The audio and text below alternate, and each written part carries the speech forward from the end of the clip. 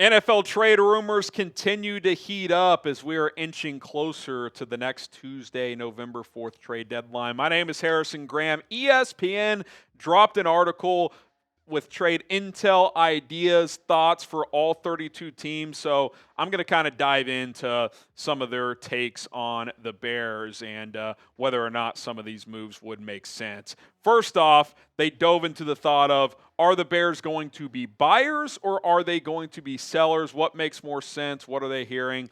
And Jeremy Fowler was the one who chimed in on this one, and he thinks they're more on the buying side of things. Now, a loss to Cincinnati could change that, but he said, quote, I'll go with adding, a.k.a. buying. The Bears mostly have everything they need, but could use pass rush help. No edge rusher on the roster has more than 3 sacks through the first 7 games. General manager Ryan Poles traded for Montez Sweat before the trade deadline 2 years ago. Does he have another move in him? As far as needs on this team, I think it's as follows. Edge rusher's a clear need, even though they've invested big money there in Sweat and obviously Dio Adengbo. Outside corner, potentially. Now, Tyreek should be back this week. You know, you're in an okay spot with him and Nashawn Wright, but again, the depth isn't there. Unclear if Jalen Johnson's going to get back at some point this year. That's more of a short-term need. Left tackle, I don't know if you're getting someone at the deadline, but big picture, that's a need. And then potentially running back. DeAndre Swift's got this groin thing. Roschon Johnson, your third back right now, is dealing with the back issue. You could potentially see a small move there to help bolster that room. I don't know if they would swing big, but those are 4 needs. I think edge stands out clearly with this team right now. You look at some names that have been out there. Trey Hendrickson, if the Bears beat the Bengals, I think could become available again. Jermaine Johnson, he and the Jets have seemingly shut that down, but we'll see. You never know. Jalen Phillips, Bradley Chubb. Seems pretty heavily reported that one of those guys would get traded. I'd be more interested in Phillips, especially based on Chubb's contract. Kayvon Thibodeau, mixed reporting there. Unclear if he's available. Arden Key with the Titans. Arnold Ebiketie, Matthew Judon, kind of all fall into the same category, like veteran rental types. They all seem available. Anthony Jennings, more of a run stopper. I don't think the Bears really need that. I want someone who can get the quarterback. I doubt Cam Jordan would want to leave New Orleans, but the Dennis Allen connection, if you want just a veteran, just a rental vet presence type, he could come in and help. When you look at corners, I think these are 4 outside corners to keep an eye on. Reek Woolen, that one's been out there for weeks at this point. Will the Seahawks trade him? Would the Bears be interested? Unclear. Alontae Taylor, he can play inside. He can play outside. Keep an eye on him. Cam Taylor-Britt, you wouldn't get him before this game, obviously. But, again, if the Bengals lose, he's kind of been in and out of the lineup. They might be willing to part ways. And then Rasul Douglas, I think at this point he'd probably be my favorite option here because shouldn't cost much at all. And he's actually playing pretty good ball this year. Would just be a cheap rental for like a late-round pick. Some running backs out there. Breece Hall. Again, I don't think the big running back trade is likely at this point, considering the Bears have found some solutions in their run game. The only way is if, like, DeAndre Swift suffered a major injury. It doesn't seem like this groin injury is major right now, but it's something to monitor. Tony Pollard, I mean, he's interesting. Rumors of him being available. Jerome Ford, I kind of like the idea of him if they're concerned about Roschon Johnson. One, the last couple of years before this year, he has like 1,400 combined yards. He's a bruiser. Could he help in some of your red zone short yardage situations? They have not been great in those spots. Chuba Hubbard, Rico Dowdle, wanted to include them. Would the Panthers trade one, considering Dowdle's having a great year? They just extended Hubbard. Like, does it make sense for Carolina long-term to just lean into one of them? So those are some other names to keep an eye on as well. Now, I do think edge or corner are most likely at this point. Edge stands out to me just because you haven't gotten a ton out of that position. Now, Boston Booker has a big game before the deadline here. Maybe you just roll with what you got, but I would like to get something there, even if it's just, a cheap rental like Matt Judon. Get someone in the mix that can at least eat some snaps and ideally get some pressure. What position do you guys think the Bears need the most help at? I would say edge. Pass rusher, period, is what I would be looking at. But you guys let me know what you think. All right, more from ESPN here.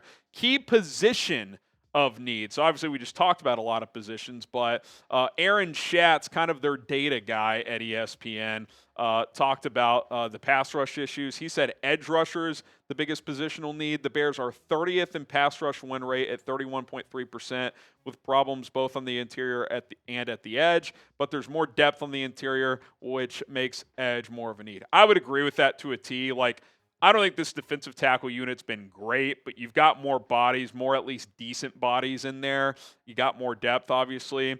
And on the edge, even though you've spent big money with your two starters, Montez Sweat and Dio Adengbo, you're just not getting consistent production.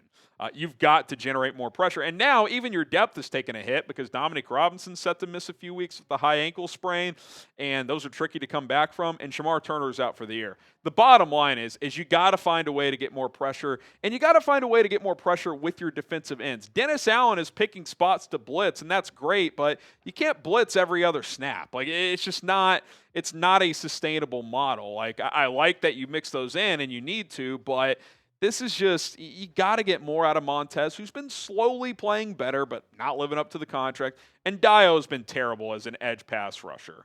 They talked earlier in the week. They like how he's been on the interior on the limited snaps there, but on the edge, he's been a total non-factor as a pass rusher. He's been fine as a run defender, but certainly not what you're paying for. Ben Johnson said it Wednesday. We have to take advantage of our one-on-ones. That is a direct shot at Dio Adengbo and Montez Sweat, in my opinion. Now, he mentioned interior guys too, and sure, there's one-on-ones in there that Javon Dexter probably needs to take more advantage of, but I think it's pretty clear if you're an average football fan, you're not getting enough production from your two edge rushers that are combining at $40 million per year. It's just not good enough at this point in time.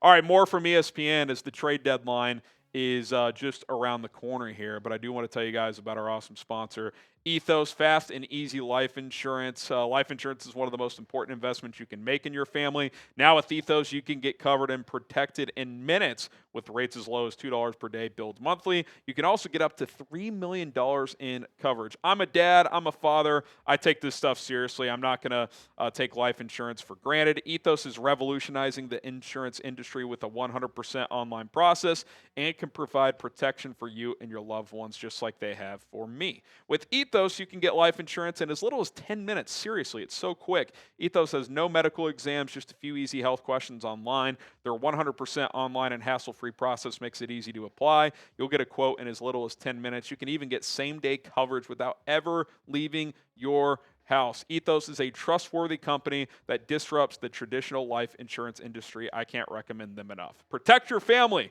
with life insurance from Ethos. Get up to $3 million in coverage in as little as 10 minutes at ethos.com/NFL daily. That is ethos.com/NFL daily.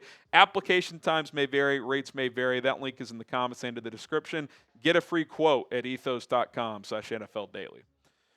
All right, part of this article for every team, they explore, a trade candidate for each team. And Courtney Cronin, not me, Courtney Cronin mentioned DJ Moore as a possibility. She says, wide receiver DJ Moore. Though I don't think this is likely to happen, I would agree. Moore is a more realistic trade candidate than a player such as left tackle Braxton Jones, who was benched after 44 starts and is on injured reserve until at least week 12. Side note, I actually don't know if you can trade a player on short-term IR. I guess you can, but I don't know that 100% sure. She adds, Moore is second on the Bears in targets with 38, receptions with 26, yards 331. That's receiving. His contract situation makes it difficult to see him being moved. $23.5 million cap hits each year through 2029. That's for the Bears, for example. For a trading team, it'd be a little bit less. But if a playoff team becomes desperate, the Bears could feel okay parting with Moore to create cap space in 2026. Now, that last note, I think, is where I actually agree with it as a possibility. And I said it before the season. After they drafted Luther Burden, it felt like to me that made DJ Moore potentially extendable. I'm not saying Luther Burden's better than DJ Moore. I'm certainly not saying Olamide Zaccheaus is. But to me, the second you draft Luther Burden, the most ideal scenario is Rome Odunze and Luther Burden become your long-term answer 1-2 punch, right? Like, that's what we're hoping for. Now, I don't think we've seen enough from Luther yet to pull the trigger on that, which is probably why you wouldn't do it right now, among other reasons. DJ Moore can obviously just help this team right now. He could help this team long term, but let's face it, we have to be honest about this. DJ Moore is not this team's number one receiver, and he's making number one receiver money. Look at the production. It's fine wide receiver 2 numbers. It's not even elite wide receiver 2 numbers. Now, there can be a lot of blame there. Is that on him? Is that on Caleb? Is that on Ben? Is that on the play calling? It's probably a combination, but for whatever reason, his production has dipped. And I think the biggest reason is just Rome Odunze is a more polished player. He's younger. He's ascending. He's your number one guy moving forward. So the question you have to ask yourself, and again, I think everyone thinks I hate DJ Moore. I don't. He's a really good player. I just don't think he's a number one receiver, especially on this team right now. Maybe he is for another team. Maybe he was here a couple years ago. He definitely was. But like Rome Odunze, that you took him in the top 10. That's who you need to be leaning into. If you feel good about the room moving forward, I could see an offseason trade. I don't think it's coming in the next 5 days. I'm not even saying I'd want it to. In fact, I probably wouldn't unless there was some awesome trade opportunity for a big-time pass rusher. The bottom line is the Bears need more production for DJ Moore. Regardless who it's on. It's probably a combination. But that is what I would say. Is he here long term? I don't know. But this is going to be an ongoing storyline, especially in the offseason. Okay, subscribe to the channel for more Bears trade coverage leading up to the deadline, plus a lot more. Daily injury updates, we continue to do that. Game previews, pregame, postgame shows during our live watch parties. We go live 3 days per week, including game day. We do these live mailbag episodes as well. We got you covered. Subscribe, turn on the notifications. Do not miss out. Okay. Lastly, who is a specific potential trade target? We obviously explored positions and whatnot earlier. This was interesting from Ben Solak. He says Commanders cornerback Marshon Lattimore could be a name to monitor. He said this would be back-to-back trade deadline relocations for Lattimore, who picked off Patrick Mahomes on Monday but has struggled since Washington acquired him. In fact, I looked. That's easily been his best game since joining the Commanders. Solak adds he would return to Dennis Allen's defense. He played with the Saints for a while, obviously, where the absence of Jalen Johnson leaves the outside cornerback position unsettled for the Bears. Lattimore isn't the player he once was, but probably would still beat out Tyreek Stevenson for snaps. Well, Ben Solak hasn't been paying attention to the Bears secondary with that last note because Tyreek Stevenson since week 2 has been very good. But I get what he's saying in a nutshell. Like, you've been banged up at outside corner. The Dennis Allen connection is there. I think the question you would have to ask yourself here, do you think this is a clear upgrade over Nahshon Wright?